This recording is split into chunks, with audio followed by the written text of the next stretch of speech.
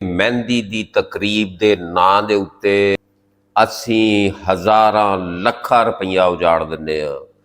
ਰਾਤਾਂ ਨੂੰ ਕੰਜਰੀਆਂ ਨਚਾਉਂਦੇ ਹਾਂ, ਗਾਣਿਆਂ ਦੀਆਂ ਮਹਿਫਲਾਂ ਹੁੰਦੀਆਂ ਨੇ, ਸ਼ਰਾਬਾਂ ਪੀਂਦੇ ਨੇ, ਸਿਗਰਟਾਂ ਪੀਂਦੇ ਨੇ, ਪੈਸਾ ਅੰਨਾ ਇਸਤੇਮਾਲ ਕਰਦੇ ਨੇ।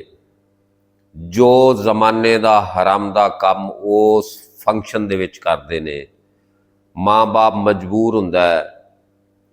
ਉਸ ਤੋਂ ਬਾਅਦ ਕੀ ਹੁੰਦਾ ਹੈ ਕਿ ਅਗਲੇ ਦਿਨ ਨਿਕਾਹ ਦਾ ਹੁੰਦਾ ਤੇ ਮੌਲਵੀ ਸਾਹਿਬ ਨੂੰ ਆਖਣ ਡਏ ਹੁੰਦੇ ਆ, ਮੌਲਵੀ ਸਾਹਿਬ ਖਸੂਸੀ ਦੁਆ ਕਰਿਆ ਜੇ ਕਿ ਅੱਲਾਹ ਤਾਲਾ ਦੀ ਜ਼ਾਤ ਜੋੜੇ ਦੇ ਵਿੱਚ ਬਰਕਤ ਪਾਵੇ, ਇਹ ਸਦਾ ਹੱਸਦੇ ਵਸਦੇ ਰਹਿਣ, ਔਲਾਦ ਇਹਨਾਂ ਦਾ ਮੁਕੱਦਰ ਹੋਵੇ, ਇਹਨਾਂ ਦੀ ਵਜ੍ਹਾ ਦੇ ਨਾਲ ਕਿਸੇ ਨੂੰ ਪਰੇਸ਼ਾਨੀ ਨਾ ਹੋਵੇ।